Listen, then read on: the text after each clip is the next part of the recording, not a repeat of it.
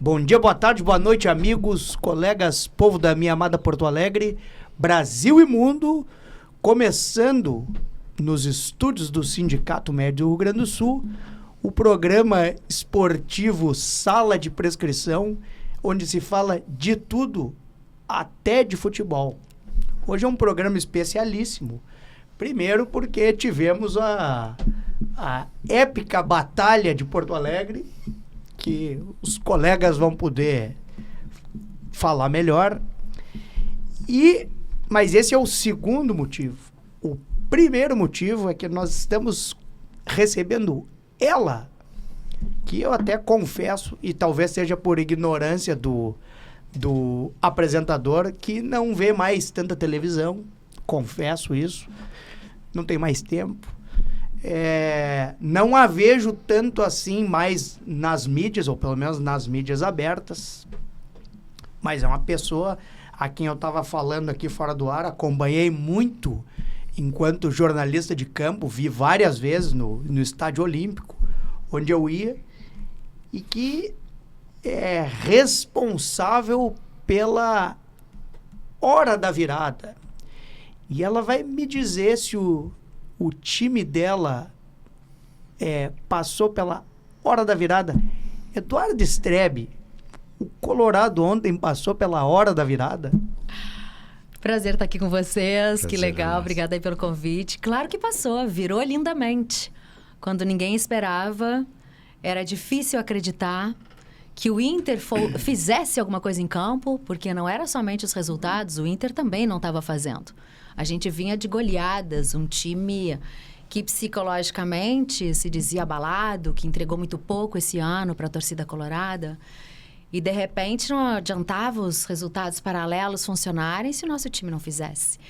E nós conseguimos essa façanha, o Inter conseguiu os gols que não achava nos últimos jogos, conseguiu que os resultados paralelos funcionassem de uma maneira mágica, porque foi um sofrimento, né? A gente acompanhar os jogos lá fora, dentro do Beira-Rio, e aquela torcida tensa demais, até poder comemorar o lugar onde nós devemos estar.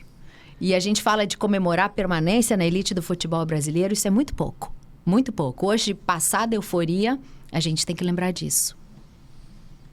Antes de continuar perguntando para Eduarda, e o senhor, doutor João Marcos Riso, como é que encarou a coisa? O senhor que estava descrente e que no programa passado eu disse que eu achava que o Inter não ia cair.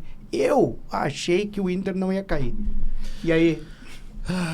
Primeiro dizer da satisfação, né? De estar aqui dividindo a mesa com vocês, principalmente hoje com a Eduarda, que eu sou fã dela há muito tempo. Obrigada. Essa vitoriosa, né? Que é muito especial para mim. O que eu vivi esse ano, assim, é uma coisa... Eu passei até outubro desejando arduamente, de todo o coração, a Série B. Eu explico para a Eduarda porque eu sou... Meu time é a Ser Caxias, né? Eu vi nascer a Ser Caxias. E foi o primeiro ano que a gente viu a certeza de subir. E a minha decepção foi tão grande porque houve uma má gestão do quadrangular final por interesse de um técnico que assumiu um poder que a gente achava que era positivo e no fim a gente viu que era negativo. Para trazer pessoas do lado dele que não tinham nada a ver com o clube, queimando pessoas que se dedicaram na fase de classificação, rachou o grupo e o que a gente viu foi o Caxias num quadrangular, não consegui ganhar uma partida. Então, eu desejei a Série B ardentemente. Tanto que eu me dediquei mais ao Caxias que o Inter durante essa fase toda do brasileiro. Quando eu olho para o Internacional, uma desgraça completa, né? Um time sem vontade, um time que entregou jogos que não podia. Eu estava no Beira-Rio vendo Inter e Bahia.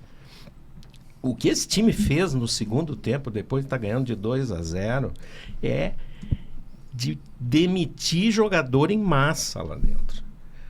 E aí, como é que eu vou acreditar que esse time escape no último jogo do ano. Quem nos deu essa possibilidade foi alguma coisa que eu não sei o que aconteceu num clube chamado Ceará. O Ceará ficou 37 rodadas, não é perto, é longe da zona de rebaixamento. Muito longe. Lá longe. Pleiteando, quem sabe, já se falou no meio do ano, pleiteando pré-Libertadores. Eu acho que o que deu no Ceará foi o que deu no teu Caxias. É parecido. Parecido, isso me chamou a atenção. Porque tu imagina a sensação que eles estão vivendo com dois times, um time do tamanho que estava já há 7 anos o Fortaleza. Fortaleza tem uma base incrível, cara, né? De gestão, pessoas muito competentes. Então, 2 times, um que estava quase saindo, caiu. Mas era esperado. A gente estava conversando aqui. É difícil tu ganhar do Botafogo, que está pleiteando uma vaga direta na Libertadores no Rio de Janeiro. Sim, não, mas só que o Palermo, o centroavante argentino, né, que é o técnico do Fortaleza, 3 pênaltis num único jogo, né? É inesquecível. Ele teve uma sucessão de quantas vitórias foram agora, uma atrás da outra? Ele ficou 7 foi 7 ou 8 jogos invictos. Isso, daí tá, então tá tudo resolvido. Mas deixa eu me intrometer aqui. Eu sou psiquiatra, vocês todos já estão cansados de saber. E tudo na nossa vida, quem comanda é a memória. E aqui eu vou fazer uma recordação a todos os colorados. Esses colorados ingratos, todos, sem exceção. Tinha eleição no Esporte Clube Internacional há 3 anos atrás e 2 chapas, 2, essa que está aí e a outra, tinham compromisso em trazer um senhor chamado Mar, um técnico espanhol, revolucionário, as 2 chapas, e demitiram o senhor Abel Braga, vice-campeão brasileiro. Saiu daqui escorraçado, corrido. E ontem eu fiquei emocionado, estou arrepiado, porque isso me toca. Não, resgatar as injustiças. Eu não suporto. Sabe isso. que o Abel, ele tem uma história, a gente estava falando de memória, né? O Abel tem uma história linda em todos os clubes que ele passou. Desde quando ele era zagueiro do Vasco da Gama. Ele e o Fontana. Ele e o Fontana. E ele, eu não me esqueço, ele estava antes de vir para o Inter, em 2006, ele era treinador da Ponte Preta. A Ponte Preta, aquele ano, estava 1 ano. 1 ano. Ele fez de novo agora a Ponte Preta. Mesma coisa. A Ponte Preta é campeã disso. Sem pagar funcionários, atletas, comissão técnica. E a Ponte Preta estava caindo. Não posso perder a oportunidade. Até parece médico. Médico é que é assim, fica 1 ano sem receber. Fica o povo lá, não sabe. Fica 1 ano sem receber. Exatamente. Fica trabalhando lá, esperando que as coisas se resolvam, porque ele tem uma missão. Aí o que acontecia? O Abel, para aquele povo mais humilde de dentro da Ponte Preta, ele pagava o salário do bolso dele. Porque aqueles caras tinham que pôr comida na mesa. E aí ele recebeu o convite da Unimed para treinar o Fluminense. Porque sabiam que ele estava sem receber lá. E é uma bolada. E ele disse, não saio daqui porque tem pessoas que dependem de mim. Não há nem o clube. O Abel é sensacional. Aí o que aconteceu? Salvou a Ponte Preta e depois recebeu o carinho e o aval do Internacional. E foi ser o quê? Campeão mundial. Vocês sabem que ontem eu estava lá no Beira-Rio e eu vi uma faixa que me marcou muito, que dizia assim, nós não estamos aqui por vocês. Estamos pela nossa camisa. Exatamente. E eu acho que a torcida que estava ontem no Beira-Rio e que torceu em casa Estava torcendo pelo Abelão, especialmente, que demonstrou algo muito maior, como você está falando. Exatamente. E que se vê pouco no futebol. Se vê gente querendo dinheiro, querendo ir para a Europa, fazer carreira, quando a camisa está se tornando pequena nos clubes. E a gente viu um Abelão lá, dando a cara a tapa, num time que já estava rebaixado. Vamos combinar, já estava rebaixado. Já estava rebaixado. E ele estava ali, dando a cara a tapa. E a torcida deixou claro ontem, nós estamos aqui por essa camisa, por essa história, que é muito maior, e pelo Abelão. E foi linda a homenagem no final, quando todos aplaudiram e reconheceram que ele estava lá. E trouxe algo muito positivo no meio de algo tão horroroso que foi o Internacional esse ano. A gente estava humilhado, a gente foi realmente maltratado esse ano. Mas, Eduarda, não é só o Internacional. Isso é culpa de todos nós. É uma irresponsabilidade eu te contratar para uma empresa que tem um capital de giro de 500 milhões por ano, se tu não és uma profissional adequada, né, capacitada. Isso é uma irresponsabilidade. E como é que um clube, que na verdade esses clubes hoje, e o Grêmio é igual, e o Grêmio também se escapou. Não, o Grêmio aí não vamos se iludir. Tava todo mundo deitando e rolando na cabeça. Mas acho que mexeu na hora certa, né? O Grêmio percebeu antes da gente. E foi pontual. Mas o que foi eu pontual. acho, o Eduardo, é isso. Como é que eu vou te entregar uma empresa para ti por um assunto, um negócio que tu não é especialista naquilo? Eu vou te chamar para tua área, que aí eu sei que tu é boa, que tu entende, que tu tem capacidade, que tu tem currículo, né? Agora, entrego 500 milhões na mão do Dr. Riso. O Dr. Riso é um grande anestesista. Agora eu não vou pegar o meu dinheiro pro Riso investir. Pois Agora, assim, a gente não pensa nesse sentido, porque... Nem eles. O que tu pensa? Nem mas, eles mas o que pensam tu nesse pensa, sentido. Jefferson? Tu pensa assim, o cara, ele é inteligente suficiente para se cercar de pessoas extremamente competentes em suas áreas. Não aconteceu. Eu sei de casos lá dentro, que em várias áreas dentro do Internacional, que faz 5 anos que tem um pessoal recebendo 3 dígitos por mês, tá? E nenhum resultado. E não são cobrados. Que empresa sobrevive a isso? Aí a gente vem para o seguinte, ó. Vocês estão baixando Só a moral do programa. existe 3 letras para salvar Inter e Grêmio. Dá um programa. Se chama SAF. Só tem 3 letras. Eu, como torcedor, eu tô me lixando em fazer parte, ser sócio. Eu quero que meu time ganhe, seja forte e bem gerido. Tu quer ver Eu não quero meu time ontem? na mão de um bando de empresários que encostam jogadores lá dentro, emprestam dinheiro pro clube e dão dinheiro para quem não merece. De nós 4, quem viveu próximo disso, foram quantos anos em torno do futebol? 20 anos. 20 anos. De repórter de campo. Repórter e apresentadora de esportes. Foram 20 anos na RBS TV, TV Globo e Sport TV. Então já vi o funcionamento de alguns clubes. Setorista.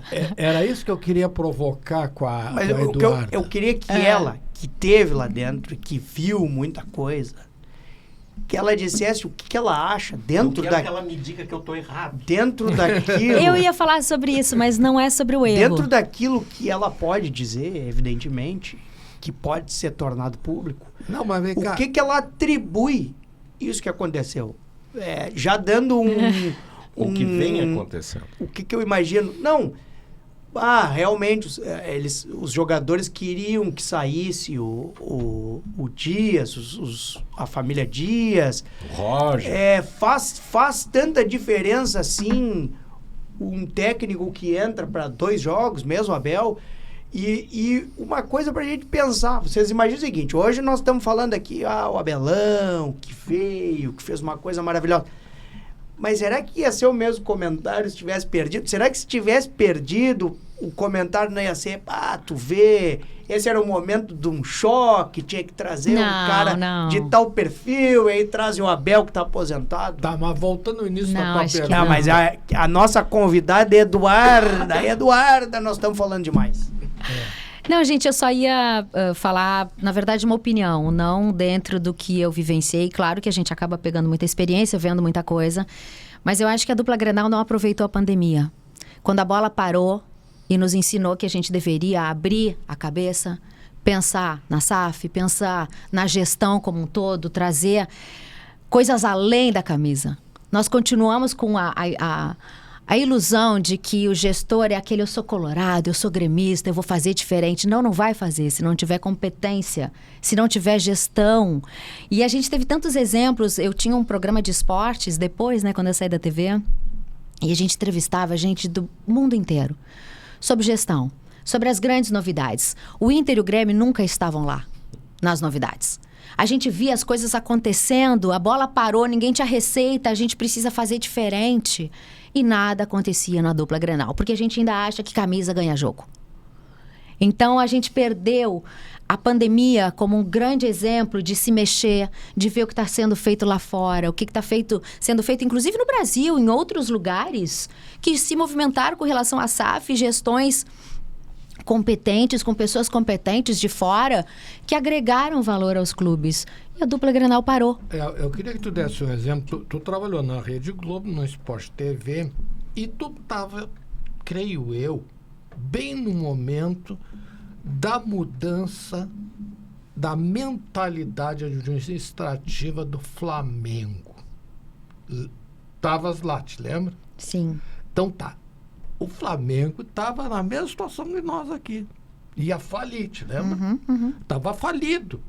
E teve um senhor lá, agora tu que vai falar o que aconteceu com o Flamengo e o que o Flamengo é. Porque todo mundo diz isso que tu estava falando. Não, a camisa do Flamengo, a torcida do Flamengo. Não. Não é sobre isso. A gestão do Flamengo. Mas quem estava lá era tu. Tu que estava lá no Rio de Janeiro. Então nos fala do Flamengo. Mas eu acompanhava mais o campo, essa parte da diretoria. Se eu não estou errado... Não, mas tu estava lá. E se eu não estou errado, e posso estar fazendo uma injustiça com alguém que até veio antes, mas eu não sei se essa virada de chave não começou lá no Paulo Pelaipe. Você se lembra que o Pelaipe foi para lá como diretor Flamengo, de futebol e aí fez a coisa um pouco... Rodrigo Caetano também foi. Eu não lembro se o Rodrigo Caetano foi depois ou antes do Pelaipe. Eu acho que foi depois, eu não tenho certeza, minha memória... Mas eu acho que os dois participaram. Tá, mas você se lembra que foi mais ou menos ali a coisa. Eu gostaria que tu pudesse falar do Flamengo e depois eu vou te fazer uma pergunta do hoje. Essa é lá do passado. O Flamengo agora tá uma potência e tal, né? Mas aquele lá que iniciou. Aqui no Inter teve um cara que aqui no Inter é muito engraçado, os carabões em Enxoto. Teve um presidente aqui do Inter. O Miranda? Miranda, te lembra? Sim, o resultado foi o Campeonato Mundial, né? Pois é. Te lembra? Ele não contratou ninguém. Ele disse que o que ele tinha que títulos era para pagar, não era para ganhar. E assim, cadê os projetos? Cadê a categoria de base? O Inter sempre teve uma categoria de base super ativa. A gente nasciam craques toda hora. A gente via esses meninos crescendo com toda uma estrutura bacana e voando alto. A gente viu vários ali. Não, onde é que está a categoria de base? Trouxeram o cara lá para ver qual é o DNA do Internacional. Qual é o time modelo do Internacional? Qual é o técnico que nós temos que ter aqui? Está na história. A gente não pode acreditar num dia que o estrangeiro é o bom para nós. Este ano o cara tem que vir de fora. Não. Qual é a história do Internacional? O que funciona? Qual é o estilo de jogo que faz sentido para esse clube? Eu não acredito que seja cada ano um momento diferente. Eu acho que isso está... Eu vou te dar um exemplo. O Barcelona pode trocar os jogadores, pode trocar o técnico, mas o tipo de jogo do Barcelona não muda. É isso. Por quê? Desde que para lá foi como jogador e posteriormente como um cara chamado Johan Cruyff, esse cara implantou chama o futebol da Holanda, a seleção holandesa, uma maravilha, né? Então o Cruyff botou uma mentalidade futebol. É o que o Guardiola faz, que seguiu o Cruyff e faz lá hoje no Manchester City, né? Então aquele modelo de futebol, o tic-tac é o do Guardiola, né? E o futebol do Johan Cruyff era do Rinus Michels, né? Sim. O futebol total, né? Que era uma coisa, aquela seleção holandesa. Era maravilhoso. Agora existe assim, né? A gente olha, vamos falar no clube, né? Um clube de futebol, um clube em si, ele tem um conselho administrativo, um conselho consultivo. Geralmente, o conselho consultivo é como se fosse um senado. São pessoas com experiência e tal, para realmente serem conselho, aconselharem a atual direção, serem um braço, porque não é para ter brigas políticas em cima disso para destruir. Ontem tinha pessoas que queriam realmente que o Inter caísse para B, para pedir a cabeça do presidente. Mas o que é isso, cara? Né? Então, se tu tem um conselho, usa ele pro bem, né? Mas Te deixa eu orienta dar uma com apertadinha na Eduardo, eu acho que tu pipocou. O que foi agora? Do Flamengo? É do Flamengo. Ele quer saber do Flamengo. quero Eu não que tu sei do fale. Flamengo. Quer apertar do Tu Inter? Eu tava sei lá. do Flamengo. Não, mas tu tava lá. Mas eu era repórter de campo, eu fazia tudo. Eu tava na escala. Um dia eu tava no Flamengo, um dia eu tava no Fluminense. Peguei a época do Renato Gaúcho lá no Fluminense, que era uma figura, gostava de dar entrevista pra gente no Sol.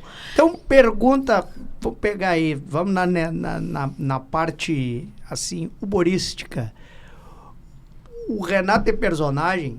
Existe um Renato da mídia e um Renato fora da mídia? Essas duas pessoas são diferentes? Como é que é o convívio? Convívio com o Renato é maravilhoso. Primeiro que ele faz um trabalho incrível dentro do vestiário. Ele realmente tem o pessoal na mão, porque ele é muito bom. Ele cuida da turma dele. E isso é muito gestor, bacana. né? Ele é um gestor. Agora, como personagem, que eu acho que ele é também, né? Especialmente nas coletivas, ele é perfeito, digamos assim. Porque ele fala o que ele quer, a imprensa aceita. Porque ele desvia como ninguém. Foco. Ele tem um talento para isso, né? Não sei se ele fez media training ou se é um dom. Mas ele consegue levar a coletiva pro lado que ele quer. Não, Ele desvia, muda né? o jogo como ele quer. Ele protege E isso é muito, talento, né? ele protege. Ele foge do que ele não quer e ele vai onde ele acha que deve. Então ele é um baita personagem. Agora, que ele faz algo muito legal dentro do vestiário com os funcionários dele, isso é muito bacana. Esse é o Renato que eu conheci como repórter. Não, e ele é boa pessoa, né? É boa pessoa. Ele é Eu, boa como pessoa, colorado, ele ajuda gosto do muita, Renato. Ele ajuda muita gente, né? Muita gente. Né? Isso é Até legal. no silêncio, assim, né? Sem fazer... O Renato, para nós gremistas, é um ídolo, né? Claro. Então, a gente pode criticar, às vezes ele fica um tempo, a gente quer mandar ele embora, mas sempre que cai algum técnico, é o primeiro a ser lembrado, né? Hoje já estavam falando dele. Não, e ele é irritante, mas ele é engraçado, né? Porque às vezes tem que rir do Renato, porque ele faz coisas ali que não dá pra acreditar que alguém faria, né? Olha, eu acho que ninguém inventa a roda, entendeu? Eu até agora não vi, a exceção talvez do trabalho do Jorge Jesus, e que mesmo assim eu vi de muito longe, né? Daqui. Mas o Abel A impressão que eu tenho é que o outro não, Abel, não o Abel tem Ferreira. esse técnico. Bom, os números falam por si. Mas a impressão que eu tenho é que ninguém inventa a roda. Entende? Ninguém Eu acho que consegue o uma grande mágica negócio- que... A impressão que eu tenho é que existe a tática E a gestão do grupo. do treinador, existe a qualidade técnica do grupo que ele montou, às vezes não é nem o que ele montou, é o que ele pegou montado. Existe uma coisa que a gente já falou aqui um monte de vezes, a capacidade dele fazer o jogador compreender. A gente já falou da Sim, mas tal eu da acabo- cognição 500 mil vezes aqui. Exato. E uma coisa que é fundamental, sorte. Não, mas aí não é sorte, eu acho que é competência. Vou te dar um exemplo. A sorte é quando a oportunidade encontra a competência. Exatamente. Porque quando a oportunidade encontra a incompetência ou a competência não encontra a oportunidade, é um baita azar. É por aí. Acho que tu tem razão. Vou te dar 2 exemplos de ontem. O Palmeiras vai jogar com um time reserva. É pior, porque aqueles reservas querem mostrar jogo. Aí aqueles guri do Palmeiras entraram. É, o que a gente tava conversando. Né, riso. Mas aí eu volto para o que tu falou antes. O problema ali foi o que estava acontecendo não com reservas ou titulares do Palmeiras. Era com o Ceará. Porque tu tem 60 mil pessoas no estádio, um time que nunca entrou na zona de rebaixamento e perde 3-1 de virada. Alguma coisa aconteceu, não é possível que tu não segure um jogo desse. Agora, não verdade também se diga que aqueles meninos do Palmeiras que entraram, né, as contratações, e a maioria até são do exterior, né, jogam bem, são bons jogadores também. Mas aquela velha história, se tu vai jogar contra um time melhor do que o teu, tu te fecha, né, Eduardo? Arruma aquela a casinha. velha história, quantas vezes a gente viu times piores ganhar. Outro exemplo ontem, são os 2 exemplos que, na verdade, classificaram o Inter. Foi o Botafogo. O Botafogo é uma SAF, é uma empresa. Aí muita gente, eu sou botafoguense. O clube não existe mais, o Botafogo, aquele velho Botafogo não existe mais, existe uma SAF. Mas graças a essa SAF que o Botafogo foi campeão brasileiro e campeão da Libertadores. Como tu diz, contra números... E ganhou do campeão mundial lá no Campeonato exatamente Mundial. Isso. Aí ontem entra um menino que eu sou fã dele, vocês têm que olhar esse guri. Montoro. Tu sabe tudo. Ele, é como disse o locutor, não é um Almada ainda, mas é no mesmo estilo, né? Esse menino, uma contratação argentino também, é um craque. Talento. Né? Mas Talento, precisa de dinheiro então e visão o Botafogo pra isso. tem banco, tem plantel, aí quando precisa, né? Quando precisa... Agora, qual é o nosso problema?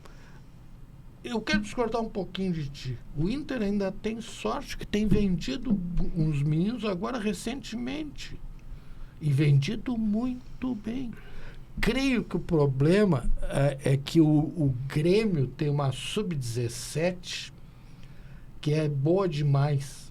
E o Grêmio até tem uma certa proteção, né? Ontem, por exemplo, era por Thiaguinho ter entrado, que diz que é uma joia esse menino. Porque hoje é o seguinte, a sub-20 não existe mais, porque a Europa contrata com menos idade, né? Então a sub-17, que é o, vamos dizer, o tesouro, ali que está o dinheiro, né? Da venda. A venda. Então, esses meninos da sub-17. E o Grêmio parece que tem uma estrutura muito bem montada aí, né? Mas eu acho que até que o Internacional ainda tem. É que eu acho que as prioridades mudaram. O Inter priorizava a categoria de base. Não prioriza mais. Agora não é mais prioridade. Agora estão lá. Estão lá. Eu vou te dar um exemplo. O olhar que se tinha não se tem mais. Senão a gente tinha 4 times para jogar qualquer categoria. Isso é verdade. Antigamente, o Inter era o time brasileiro que mais vendia. Há 20 anos atrás, eu não sei se é 20. Ali não, mas é por aí, por aí. O Inter quando vendeu o Rockenbach ali, que o pessoal falava que conseguiu se adaptar bem à Lei Pelé e tal. O Alexandre Pato, eu fui fazer a estreia do Pato no Milan. Jogavam 8 brasileiros lá, nós éramos a única equipe brasileira a acompanhar. Era um fenômeno. Chegou lá, o Ancelotti parou o treino para recebê-lo. Esse era o menino que morava no Beira-Rio. Então, assim, não acho que hoje seja a mesma coisa. Acho que nós, eu digo, o Inter perdeu a atenção que tinha para isso, como forma de ganhar dinheiro, mas especialmente de montar o seu time ali de base. A gente está falando de uma construção desse menino que já vem pronto para jogar o profissional, porque ele nasceu ali, ele se criou ali, ele valoriza a camisa do Inter. E é esse menino que tem que chegar lá na frente. Isso dá um corte.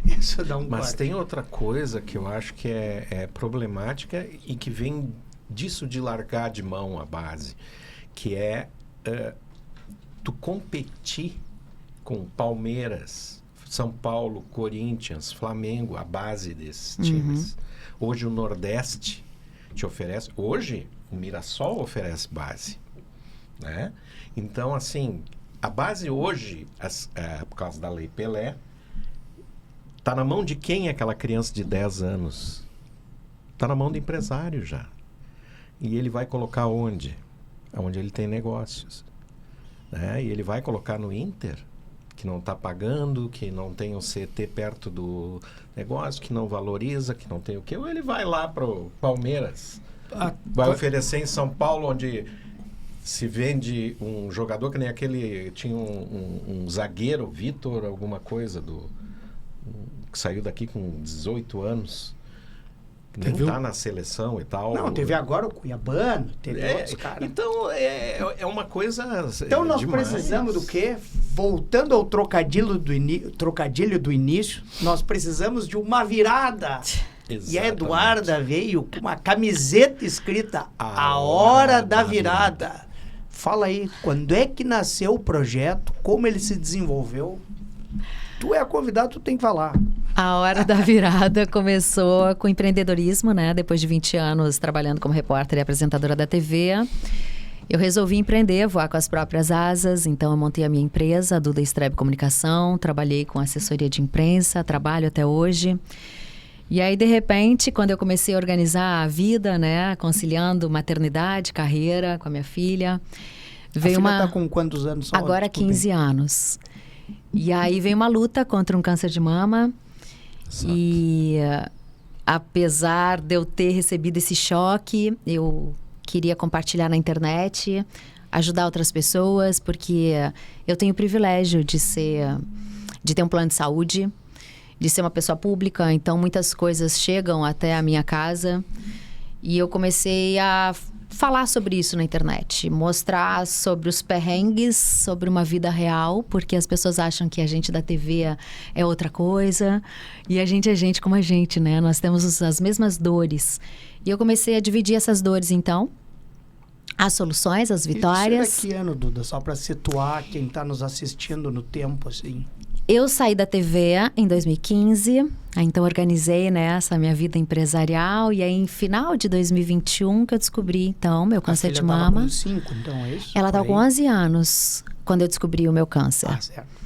E aí eu contei para ela, falei da minha mãe, que superou um câncer de mama também, e hoje está lépida e faceira, então eu trouxe um pouco de otimismo para ela, disse que a gente ia vencer essa junto.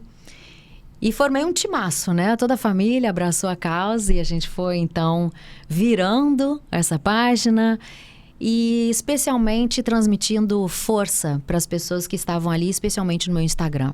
Então, eu digo que a Hora da Virada, ela tem muito meu coração. É um projeto real hoje, porque virou palestra, virou lojinha, como essa camisa que vocês estão vendo aqui. E vermelha ainda. Mas tem preta, tem branca. Só não tem azul, preciso dizer, porque realmente eu não tive coragem de fazer azul. Compra preta, compra tem preta. Branca e preta, ó. Mas é um pouco isso, gente. Começou com empreendedorismo, depois veio então com essa luta. Tá, mas o mais importante, pelo que eu estou vendo aqui, tu estás... Posso dizer ótima? Ótima. Ótima. Quer dizer, então o que isso mostra? Quando a gente procura ajuda, faz o que deve fazer e principalmente preventivamente, nós temos resultados ótimos, maravilhosos, como a tua mãe teve, como tu estás tendo, e não é só tu, é uma campanha, né? Nós temos aí o Outubro Rosa, né? Temos, né, Riso, o sucesso, essa área, acho que a gente evoluiu muito. Muito mesmo. E eu acho que pessoas que têm esse grau de alcance na mídia, assim, fazer o que tu faz é fundamental. Porque uma pessoa que tu atinja positivamente, tu salva o mundo, cara. Sabe? O que envolve a família, as pessoas que rodeiam ela, né? Então, é louvável isso. Às vezes, a gente sabe que, no fundo, tu quer um pouco te esconder daquilo. né? Por quê? Porque quando a gente não pensa, não existe, né? O tal do pensamento mágico, né? Que é uma maneira da gente se proteger quando está no fervo. Mas levar isso e se tornar conhecida por isso, né? Porque hoje, quando eu te olho, eu acompanhei isso tudo, né? Então, quando eu te olho, eu penso na Duda, jornalista, mas também como vitoriosa. Eu não te vejo diferente. Hoje, eu não consigo dissociar a tua vitória da Duda. Que legal. O que a tua vivência do esporte te agregou nessa história de... O fato de ter visto o esporte, principalmente o de alto rendimento, ele é um perde-ganha eterno. E a gente não fica olhando esses scouts, mas tem um vídeo, uma palestra que o Federer deu, e acho que ele dá várias vezes, onde ele fala que se for contabilizar por game, ele muito mais perdeu do que ganhou. Mas é um perde-ganha diário, e aquele jogador puxando de volta pro futebol, que está desacreditado, né? Um Reinaldo, por exemplo, ou voltando lá pro passado, um Jurandir, que diz que estava indo embora e foi catado lá no portão, e ele volta, e o contrário é verdadeiro, o craque daqui a pouco né, deixa de aparecer tanto e daqui a pouco volta também. Sim, mas vamos falar o que do que esse Reinaldo. perde-ganha te acrescentou, ter visto esse perde-ganha, ter convivido com essas histórias? O que isso te acrescentou? Sendo bem sincera, Só falta ela dizer nada, vai me matar. não, sendo bem sincera, você diria que há 20, 30 anos atrás, uma mulher poderia conquistar um espaço dentro do futebol? Duda, aí tu Te vai digo entrar que numa não. polêmica. Não, eu concordo contigo. Eu te digo que não. Eu discordo de ti. Né? Eu te digo que não, assim, e muito em função da minha dor e da dor de outras mulheres. A mesma dor que se sente ao longo da vida e que a gente tem que buscar força para superar. Quando eu era criança, eu ganhei uma boneca. Os meninos ganham uma bola, né? Tem todo um espaço e uma criação envolvendo o futebol, a escolinha e todo um investimento nisso. Eu fui buscar o meu espaço e as informações que eu precisava. Porque, obviamente, que os meninos sabiam mais que eu. Então, por isso, eu chamo atenção para isso, porque hoje eu vejo uma realidade muito mais legal vendo mulheres no lugar onde elas querem estar, no campo, na narração e na arbitragem. E eu tive que fazer por merecer esse espaço. Não era tão aberto assim para mim. Então, eu sempre fui uma mulher de fibra. Eu sempre acreditei que a minha força me levava para lugares que eu nunca imaginei. E eu fui a uma Copa do Mundo, eu cobri Olimpíadas, eu cobri Libertadores da América, eu fiz tudo que os meninos fazem. Mas que não era comum. E a primeira transmissão de futebol que eu fiz, ligaram lá para a TV para dizer que eu devia esquentar a barriga no fogão e esfriar no tanque. A minha estreia como repórter de campo. Então, a minha força, eu acho que vem disso. Mas tu vê, hoje todas as redes têm uma repórter de campo. Todas. Pois é, mas... E aí, assim, no meu tempo não era assim. Não tinha essa abertura. E a gente ouvia calada. Eu hoje posso estar aqui livremente falando com vocês de algo que a gente pode até discordar, mas que é real. É real. A impressão que eu tenho é que a extra classe, ela sempre foi tolerada em todas as sociedades. Senão nós não teríamos a Marie Curie ganhando o Nobel. A gente não teria, por exemplo, a Rogéria como uma personagem. Alguém discutia a Rogéria depois que ela era personalidade em vários programas. A gente não teria o Clodovil. A gente não teria uma série de pessoas. A gente não teria lá o neurocirurgião, agora me faltou o nome. Lapso do... Tem até um filme dele que se chama Mãos... Não é Mãos Milagrosas. Que quem faz até o Cuba Gooding Jr. era um negro neurocirurgião. Então a impressão que eu tenho é que a extra classe, o bom trabalho, isso é uma coisa que eu acredito na vida. o bom trabalho é o que mais tem potencial de superar qualquer coisa. Vou dar um exemplo dentro disso da mulher e o futebol. Ontem eu vi a Edna, né? Às vezes eu tenho vontade de matar ela, mas como eu tenho de matar qualquer um que está apitando lá e errou contra o meu time. Mas ela estava... E eles erram bastante. Hein? E eles erram bastante. Erram bastante, tá, mas a Edna, ela é respeitada como um árbitro qualquer, e o trio de arbitragem do jogo dela eram só mulheres, né? As bandeiras também eram. Que jogo? Foi um jogo que passou direto ontem. Não sei, eu estava focado num só. A gente estava calculando, fazendo cálculos. Na calculadora, quer dizer, mas eu acho assim que as mulheres invadiram, né? Agora, olha, uma invasão feminina. Mas o que eu vejo nessa questão toda é a questão do não desistir, né? É isso. Como é que é em inglês a frase? Don't give up. Don't give É up. isso. Tem o no pain, no gain. E o que eu E trago é agora já justamente tô até isso. discutindo no pain, no gain. É a força, né, de não desistir. Não porque desistir. o cenário do câncer, o cenário do futebol para mulheres é desista. Não, o É futebol- difícil. É doloroso. Não, mas Eu aí- fui chorar no sala de redação pela primeira vez na vida, depois de 20 anos trabalhando no esporte. Porque até então eu fingia que não tinha dor, eu fingia que não era comigo. Então, assim, isso tem dor. E aí, quando vocês me perguntaram o que te fez, né, pensar e superar e tal, muito disso, da vivência de você ter que aprender na dor a buscar a solução, o caminho. Mas tu sabe E quando superar. eu li hoje, que era tu que ia estar aqui, só foi a primeira coisa que eu li assim, eu sorri. Aquele sorriso natural. Porque sempre que eu me lembro de ti, que eu conversei contigo, ou te vi, ou te comentei, uma simpatia, assim, uma coisa assim, natural também.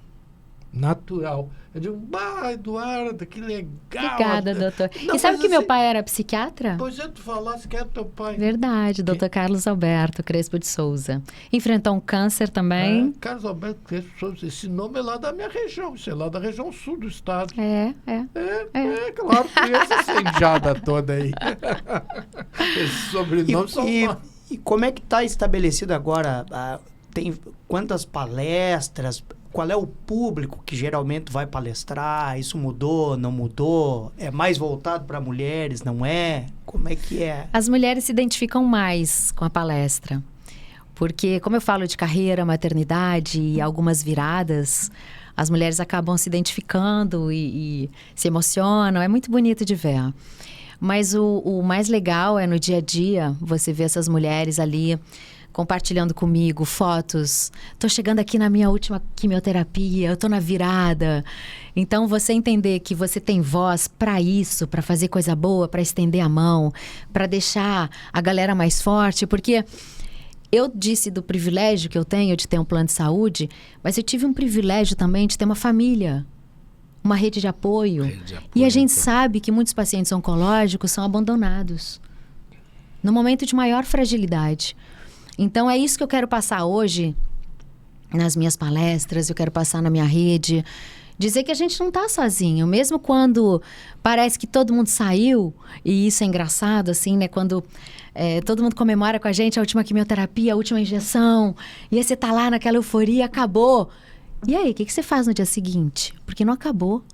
A paciente oncológica continua com o fantasminha morando ali pertinho, tendo que gerenciar uma empresa, porque o pós-câncer é uma empresa que você tem que administrar, com os controles, o médico, os exames, Medicamentos. os medicamentos. Deixa eu te contar uma coisa que se tu não sabes, mas acho até que tu sabes, e se não, que tu deve mostrar isso.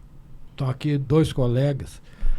Hoje, a medicina, nós estamos passando pelo pior momento da história da medicina, diria, gaúcha e brasileira. Tá, mas vamos falar... os médicos hoje, a maioria deles são empresas. Então, eles só ganham se eles trabalharem.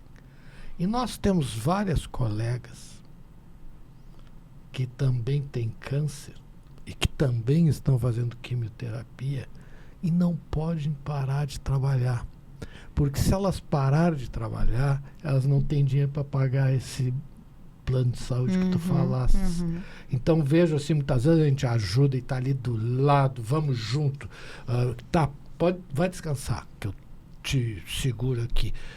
Quem sabe hoje tu vai, que eu seguro e tal, mas nem sempre tem alguém disponível. Isso é uma realidade. Olha, e não é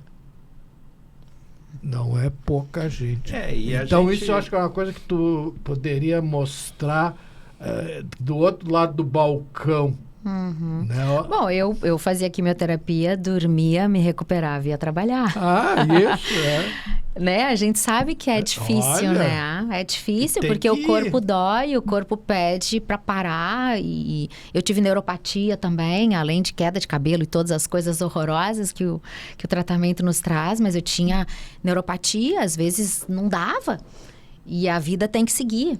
Então, isso realmente é importante. E até assim, a gente se sente um pouco Mulher Maravilha às vezes, porque a gente faz isso, faz aquilo. Mas eu aprendi isso com câncer, né? Tudo bem se você está fragilizado um dia. Tudo bem se você não tem força hoje, mas amanhã tem que ser melhor. Porque a gente não pode parar, né? A gente não pode desistir. E aí entra, eu como psiquiatra, né? E trabalho muito com isso, né? A parte, não tem como, a parte emocional, né? Não ser afetada, é óbvio, né? Não tem. Então, né? E aí tu tem que tirar aquela força da onde? Porque é o problema emocional, mas é um problema emocional real, clínico, né? Não é da tua cabeça. Não, e aquilo que tu falou, o fantasminha depois... Né? Que não é o camarada. E o senhor ia falar alguma coisa aí? Não, eu ia falar... Eu ia falar o seguinte, uma das coisas que mais me deixa chateado é a falta de acesso ao periférico, às vezes, porque, tudo bem, o paciente, para te ter uma ideia, eu não trabalho mais como anestesista, eu faço dor crônica e cuidados paliativos. E há tempos eu venho... colocando, porque é bem como tu falou, tem o paciente com condições financeiras, tem o paciente que tem o plano de saúde e tem o paciente que depende do estado, né, ou do município. E nós aqui, por exemplo, eu e o Jefferson trabalhamos diretamente com câncer. E às vezes o que falta é o analgésico. O paciente ficou bem, mas ele tem uma sequela do tratamento. O tratamento muitas vezes é precoce e tal, e ele pode ser minimamente invasivo, mas muitas vezes o tratamento do câncer é um tratamento que deixa sequelas, e às vezes permanentes. E aquele paciente, ele não está curado da sequela, ele vai carregar ela para o resto da vida. Né? Então, a gente sempre diz, por exemplo, a dor no paciente com câncer, ele lembra o paciente do câncer. Não é uma dor de cabeça qualquer, né? E o medo que ele transmite. A neuropatia, pós-químio, pós-rádio, né? Ela lembra de todo o sofrimento. Às vezes, aquela esperança que tu tem, por exemplo, eu sei que não vai me tirar a vida, mas me tira a qualidade de vida e me lembra o que eu passei. Sabe que eu tenho... eu acho que eu vou conseguir agora, para o ano que vem, fazer numa cidade do interior até, porque eu tentei aqui em Porto Alegre, não consegui, infelizmente.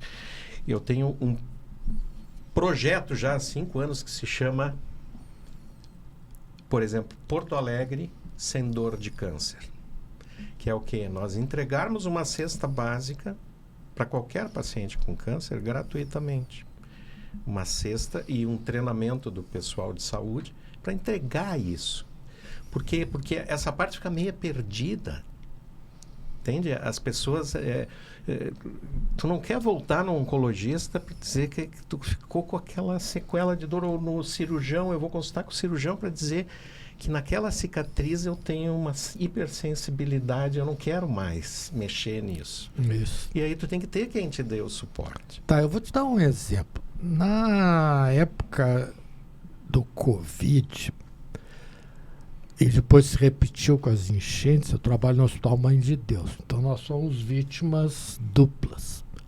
Mas na época do Covid, o que aconteceu? os pacientes não iam no hospital fazer a químio por medo De da pegar. aglomeração. Aí eu tô bem com a minha químio, tá tudo tranquilo, vou pegar Covid, aí eu morro. É. Aí o pessoal não ia. E aí fica um dilema. Né? Peraí, mas... Não, e esse dilema se refletiu nos diagnósticos também. Mas Uhum. te lembra? Isso, o que aconteceu? Aumentou, Mas, né? claro. Óbvio. Isso, muito bem lembrado. Pá, e aquela velha eterna história, né? Se a montanha não vai a Maomé, Maomé vai a montanha. Até que aí sempre tem alguém que tem uma brilhante ideia. Põe o ovo Se em eles pé. não vêm aqui, nós vamos lá. E aí, né? Que era o óbvio, né? Mas sempre tem que ter alguém para... Aí o que a gente fez? Eu não sei se poderíamos dizer que seria essa tua sacolinha, essa bolsa tua. Aí a gente levava os medicamentos Na casa do na paciente. casa do paciente. Vai, foi assim, né? E dentro dessa estratégia eu tenho que fazer o destaque por uma parceria que já era forte dentro do sindicato, mas que eu tenho a grata satisfação de dizer que esse ano foi que realmente fez a fusão das coisas, que foi com o IMAMA, onde inclusive o Simers esse ano participou da Caminhada das Vitoriosas. Mas né? não é Que isso legal. aí, cara. E Legal. a gente fez capacitações de voluntários do IMAMA aqui dentro, então um beijo pro IMAMA aí, que tem um trabalho de bastidor que as pessoas, na maior parte das vezes, não veem, que é esse trabalho de atendimento psicológico, peruca. Eu ia dizer a peruca, Suprir né? Que algumas parece. Peruca é necessidades, fundamental, mas né? o que eu tô vendo é que essa tua peruca, que não é peruca, eu tô vendo que não é, tu tá... Recuperei Tá tudo. perfeita. Tá, outra coisa, e tu continua com essa simpatia que eu falei anteriormente, sabe? Isso é gratificante. Mas profissionalmente, aí é mais uma curiosidade minha. Eu quero saber aonde é que tu tá, o que tu tá fazendo, aonde é que tu tá jogando, que time que tu tá. Jogou aonde? Fez gol em quem? Exato, qual Pois é, campeonato que tu vai disputar. Essa é uma coisa que eu ia te perguntar, assim, né? Tem as Boa. palestras, tem tudo, mas tem também as redes sociais para acessar. Tu Isso. tens Instagram, Eu do hoje projeto, tudo? Tenho, sim. Hoje a minha empresa chama Duda Strebe Comunicação, eu mantive meu nome. Então, eu faço assessoria de imprensa. Quando eu saí, eu falei, eu quero trabalhar com todo mundo, menos com esporte. Só que o esporte me procurou, claro. Mas eu hoje trabalho com outras áreas. Eu queria me desafiar, queria poder conhecer outras pessoas, outros universos, sair um pouquinho do campo, né, que eu me habituei a tratar. Então, hoje eu faço essa assessoria, consultoria. E, paralelo a isso, então, eu tenho esse projeto da Hora da Virada, que virou, como eu disse para vocês, uma palestra muito significativa para mim e para outras pessoas que estão na virada. Eu digo que a Hora da Virada não é sobre o câncer, é sobre esses desafios que nós temos na vida. E que podem ser momentos felizes. Uma transição de carreira, como eu fiz, pode ser um novo amor, a maternidade, quantas coisas legais também podem fazer parte da virada.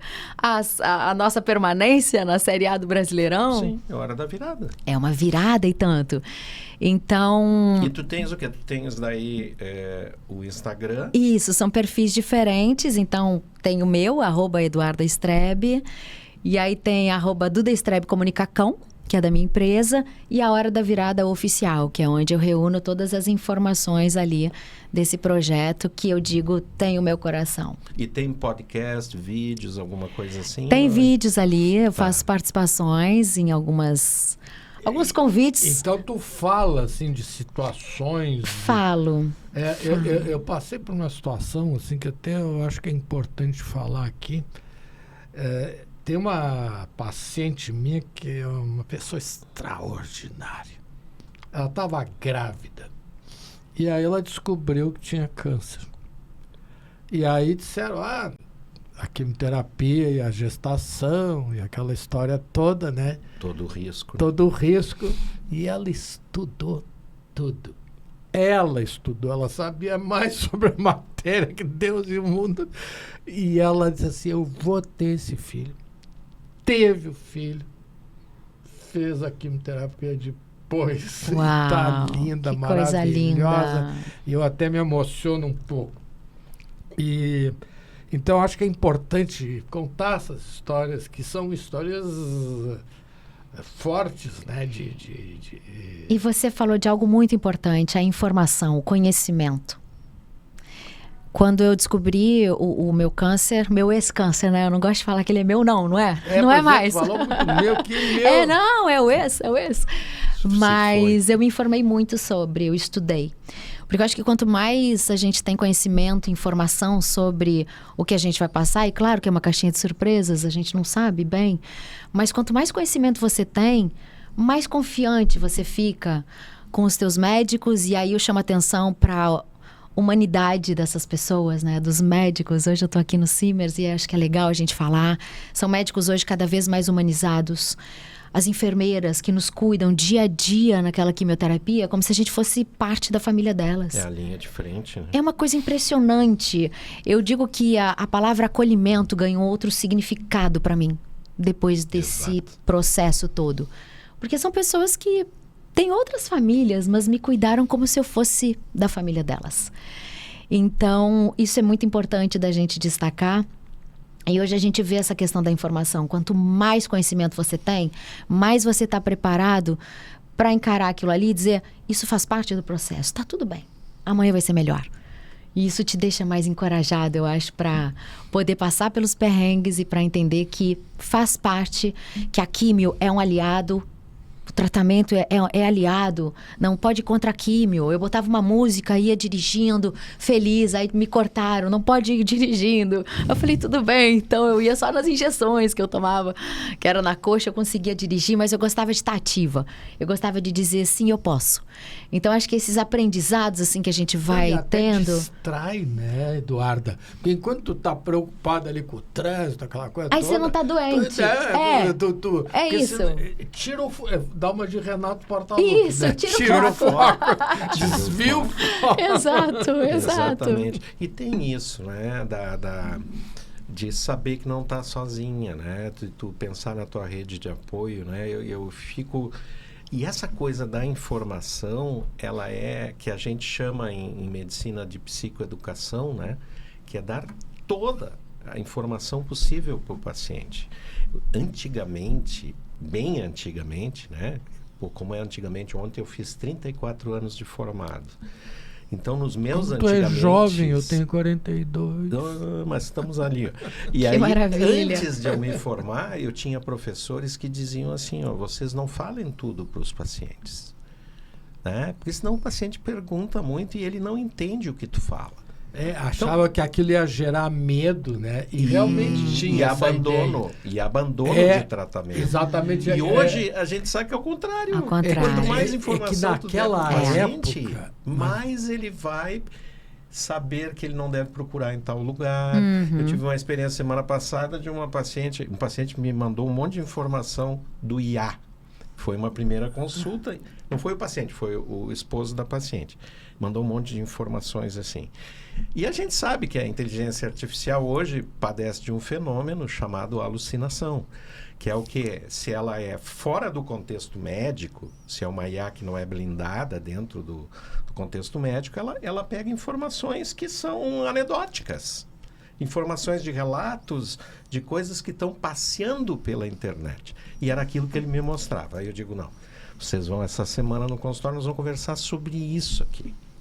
Sobre informação, porque eu sei que eu dei os caminhos, que é o projeto educador e outras coisas para vocês verem, mas não é assim que a banda toca, porque vocês podem se prejudicar. Né?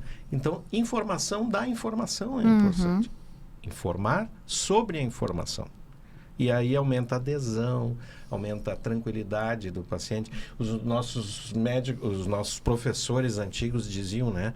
Não fala efeitos adversos para o paciente, senão ele sente todos. Hoje a gente sabe que se tu não falar, ele vai sentir e vai ficar apavorado. Não, os meus pacientezinhos, que eu atendo uns meio adolescentezinhos, sabe o que eles dizem? Não vou tomar isso aí que tu tá me dando. Por que tu não vai tomar? Porque eu tô lendo aqui, tô vendo aqui na bula que tá isso, tá aquilo, isso aqui. Eu digo, então tá, vem pra cá.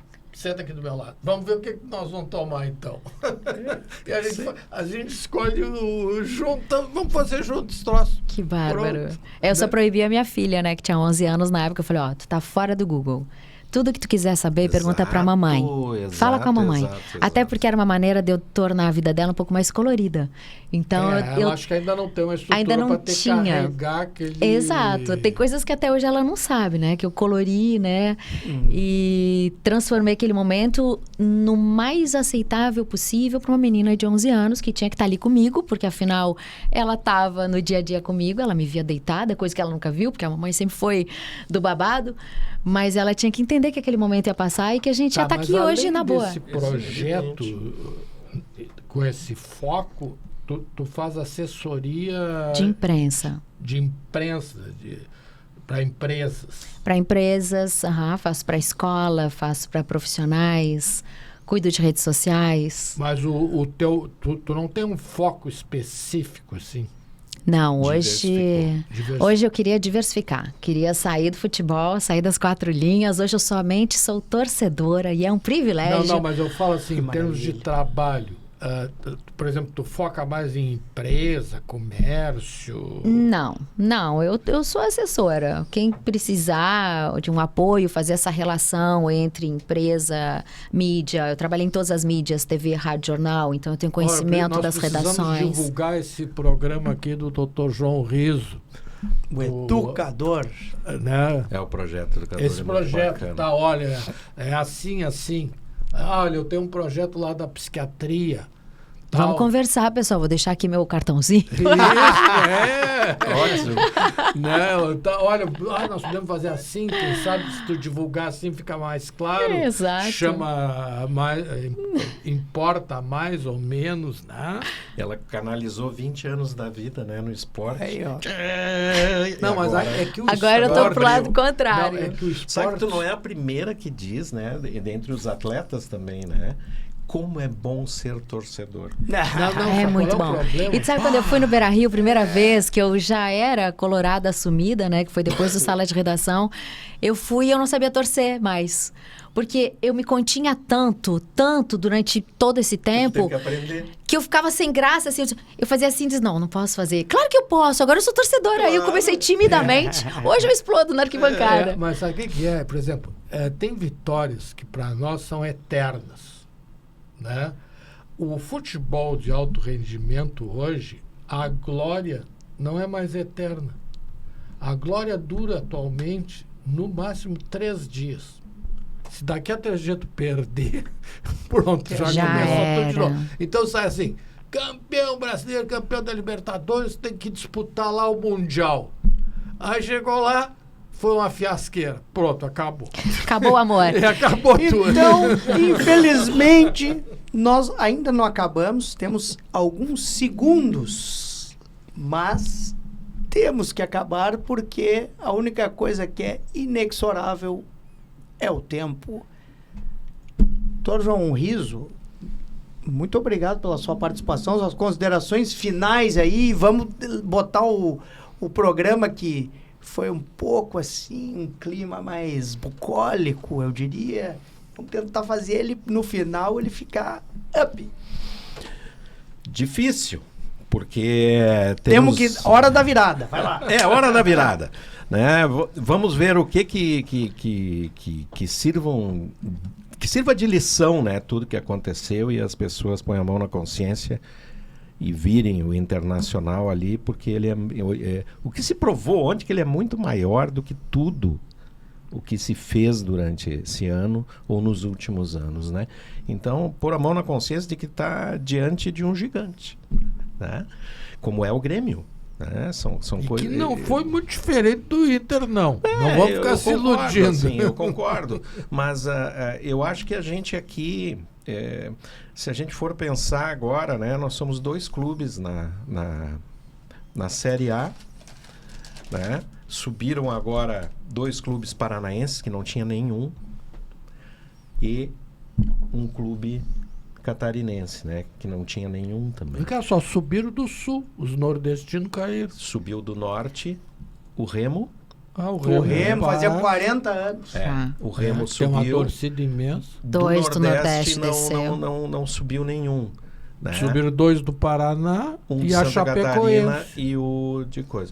Então, é muito bacana, assim, a gente ver que a gente, de novo, tomou aquela posição, né, de representatividade. Mas eu temo bastante para o ano que vem se as coisas não mudarem, né? Mas vamos ser positivos. Doutor Nogueira, que é a sua virada aí. A minha virada é o seguinte, né? A Eduarda, que eu conheci, sempre foi uma pessoa assim de muita alegria, que eu falei no início, uma simpatia, assim, né? E eu nem sabia desse fato, né, que tu passasse particularmente aí, né? Então isso mostra que a gente não pode desistir, né? E tu, mais uma vez, né? E tu tá aí firme na paçoca, como dizia a minha avó, né? E foi assim mais uma felicidade, mas um tanto quanto o Jefferson falou também, a gente tem uma certa melancolia também, mas a gente tem que entender que isso faz parte e que a gente tem que superar isso, né? Mas para isso não podemos desistir e não deixar que o nosso Deus interno, que é o entusiasmo, jamais nos abandone. Olha aí, ó. Uau. Eduardo Strebe, Duda Strebe, que habitou, isso deve ser uma coisa estranha, porque tu é íntima de todo mundo, mas poucas pessoas são teus íntimos, porque tu invadiu os lares de tanta gente durante tanto tempo que a gente se sente com uma certa proximidade para chamar de Duda Strebe. Então, muito obrigado por ter vindo, foi uma honra, um prazer. Passo às suas mãos a singela lembrancinha do sindicato, Que legal, muito obrigada. organizada pelo nosso departamento de comunicação e marketing, e sempre lembrar da figura do nosso eterno presidente, Marcelo Matias, sem o qual não existia esse canal e não existiria esse programa. E eu só vou dizer uma coisa, as espumantes da Hora da Virada estavam lá na posse do Dr. olha aí, ó. Marcelo. Deixei pro final. Eu tava de plantão, eu não tomei Então, espumante. devo dizer que nós temos a honra de contar com os seus préstimos. Com aí. certeza. As espumantes da legal. Hora da Virada estavam lá na posse do Dr. Marcelo. Então foi um prazer estar aqui com vocês. Obrigada aí pela oportunidade. E eu espero que as pessoas acreditem cada vez mais nas viradas que essa vida pode dar. A minha já deu muitas. Acredito que as de vocês também. E que a gente acredite cada vez mais nessa força que a gente tem, que a gente não imagina dentro da gente. E quem a gente nunca deixa de acreditar é em vocês, em ti, que tá aí em casa, no trabalho, no esporte, correndo, na academia, fazendo tantas atividades, e nos dá a honra e o prazer da sua companhia nesse período em que estamos aqui. Um beijo no coração, boa semana, voltamos semana que vem com mais um Sala de Prescrição.